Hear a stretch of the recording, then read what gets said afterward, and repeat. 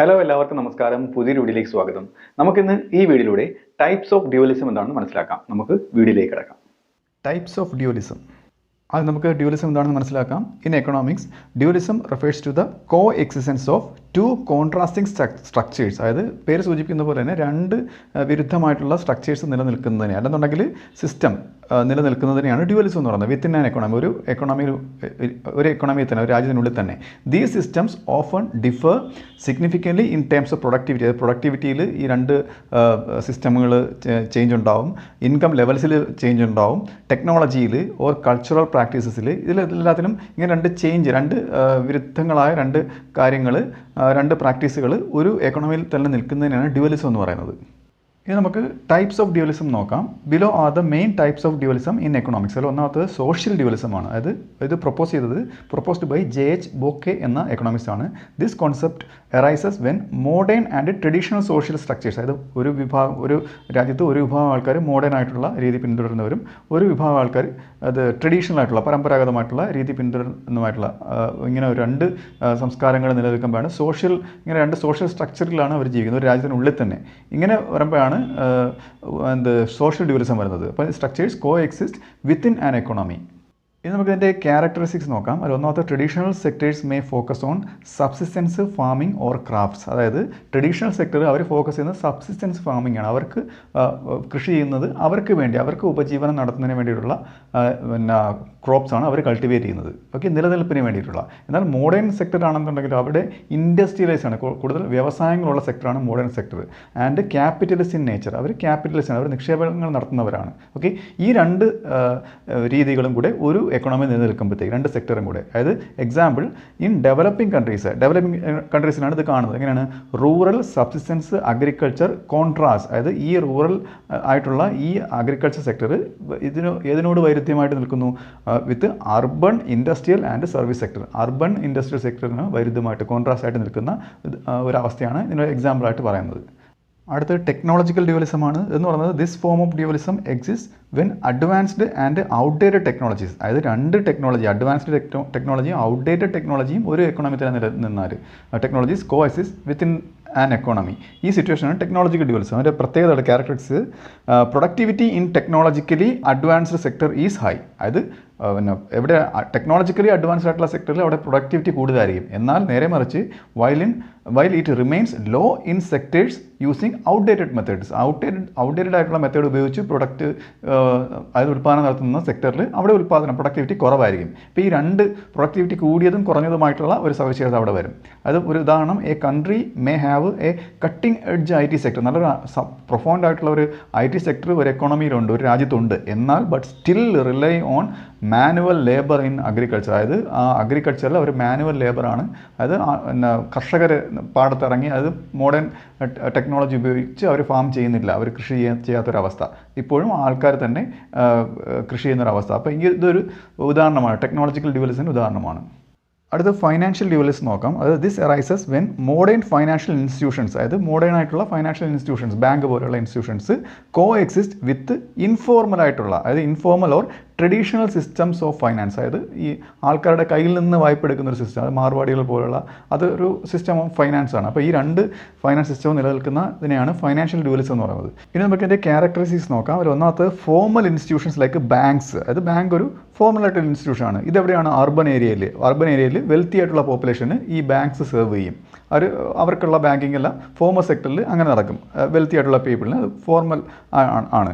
എന്നാൽ ഇൻഫോർമൽ ആയിട്ടുള്ള ലെൻഡേഴ്സ് ഉണ്ട്, or money lenders dominate in rural or marginalised areas. അതായത് മാർജിനലൈസ്ഡ് ആയിട്ടുള്ള റൂറൽ ആയിട്ടുള്ള ഏരിയകളിൽ അവിടെ മണി ലെൻഡേഴ്സാണ് അവിടെ കൂടുതലുള്ളത്. മനസ്സിലായില്ലേ? അപ്പം ഇങ്ങനൊരു പ്രത്യേകതയാണ് ഇതിനുള്ളത്. അതിൻ്റെ എക്സാമ്പിൾ നോക്കുകയാണെങ്കിൽ ഇൻ റൂറൽ പാർട്സ് ഓഫ് ഇന്ത്യയുടെ ചില റൂറൽ പാർട്ടുകളിൽ ലോക്കൽ മണി ലെൻഡേഴ്സ് ഉണ്ട്. അവരാണ് കൂടുതൽ accessible, are often more accessible than banks. ബാങ്കുകളെക്കാട്ടിലും കൂടുതൽ ആക്സസിബിൾ ആയിട്ടുള്ളത് ഇങ്ങനെയുള്ള മണി ലെൻഡേഴ്സാണ്. അപ്പോൾ ഇങ്ങനൊരു ഡ്യുവലിസം ഉള്ളതിനെയാണ് ഫൈനാൻഷ്യൽ ഡ്യുവലിസം എന്ന് പറയുന്നത്. ഇനി നമുക്ക് എക്കണോമിക് ഡ്യുവലിസം നോക്കാം. ഇത് ഇൻട്രൊഡ്യൂസ് ചെയ്തത് ഹിഗിൻസ് എന്ന എക്കണോമിക്സ് ആണ്, introduce by Higgins. This refers to the co existence of high income and low income sectors in an economy. ഒരു എക്കോണമി തന്നെ ഹൈ ഇൻകം സെക്ടറും ലോ ഇൻകം സെക്ടറാണ് കേട്ടോ, സെക്ടർ ഉള്ള ഒരു അവസ്ഥയാണ് എക്കണോമിക് ഡ്യൂവലിസം എന്ന് പറയുന്നത്. ഓഫൺ ലീഡിങ് ടു ഇൻഇക്വാളിറ്റി, ഇത് അസമത്വത്തിലേക്ക് നയിക്കും.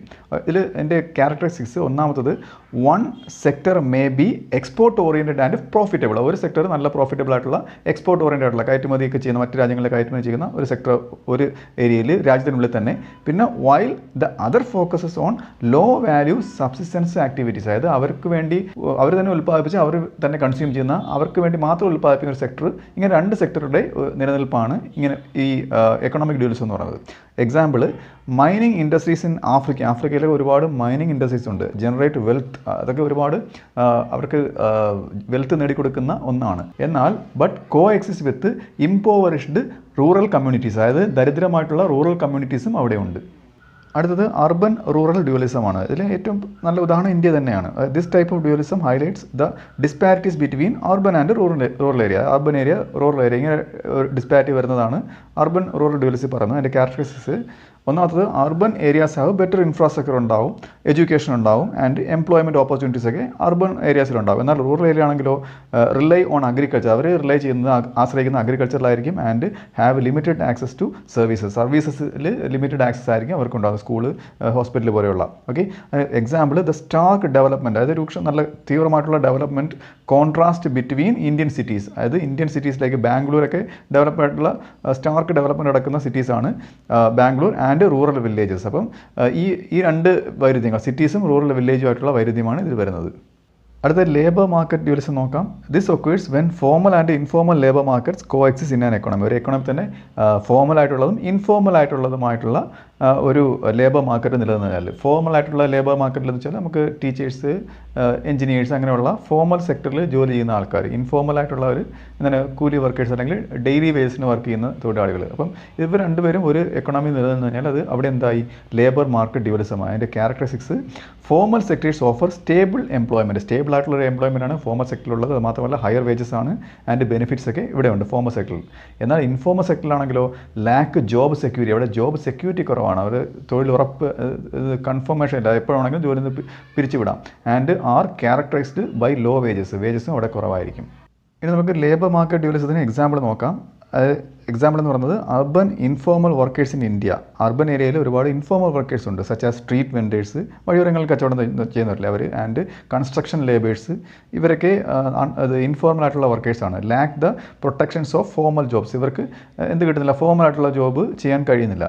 അത് ഇനി നമുക്ക് ഈ ഡ്യൂവലിസം മനസ്സിലാക്കുന്നതിൻ്റെ പ്രാധാന്യം, ഇമ്പോർട്ടൻസ് ഓഫ് അണ്ടർസ്റ്റാൻഡിങ് എക്കണോമിക് ഡ്യൂവലിസം എന്തൊക്കെയാണ് പ്രാധാന്യങ്ങൾ. ഇപ്പം highlights disparities that hinder economic growth, അതായത് സാമ്പത്തിക വളർച്ച, ഒരു രാജ്യത്തിൻ്റെ സാമ്പത്തിക വളർച്ചയെ തടസ്സപ്പെടുത്തുന്ന ആ ഒരു അന്തരമൊക്കെ മാറ്റാം, അതൊക്കെ ഹൈലൈറ്റ് ചെയ്ത് മനസ്സിലാക്കാൻ കഴിയും. ഓക്കെ, പിന്നെ informs policies to bridge gaps between sectors, അതായത് ഈ രണ്ട് സെക്ടർ തമ്മിലുള്ള ഗ്യാപ്പ് ബ്രിഡ്ജ് ചെയ്യുന്ന പോളിസി, അതായത് ആ അന്തരം ഇല്ലാണ്ടാക്കുന്ന പോളിസി. എക്സാമ്പിൾ റൂറൽ ഡെവലപ്മെൻറ്റ് പോലെയുള്ള പോളിസീസ്. ടെക്നോളജിക്കൽ അപ്ഗ്രേഡ്സ്, ഇങ്ങനെയുള്ള പോളിസിക്ക് ഇംപ്ലിമെൻറ്റ് ചെയ്യാൻ സഹായിക്കും. അടുത്തത് എൻഷുവേഴ്സ് ഇൻക്ലൂസീവ് ഗ്രോത്ത്, അത് എല്ലാവരും ഉൾപ്പെടുത്തിക്കൊണ്ടുള്ള ഒരു growth by addressing inequality and inefficiency. അസമത്വങ്ങൾ, ഇൻഎഫിഷ്യൻസിയൊക്കെ ഉൾപ്പെടുത്തിക്കൊണ്ടുള്ള ഒരു ഇൻക്ലൂസീവ് ആയിട്ടുള്ള ഗ്രോത്ത് കൊണ്ടുവരുന്നതിനും ഇത് മനസ്സിലാക്കുന്നതിലൂടെ, ഈ ഡ്യൂവലിസം മനസ്സിലാക്കുന്നതിലൂടെ സഹായകരമാണ്. അപ്പോൾ ഈ വീഡിയോ നിങ്ങൾക്ക് മനസ്സിലായെന്ന് വിശ്വസിക്കുന്നു. അടുത്ത വീഡിയോയുടെ മറ്റൊരു വിഷയമായി വീണ്ടും കാണാം.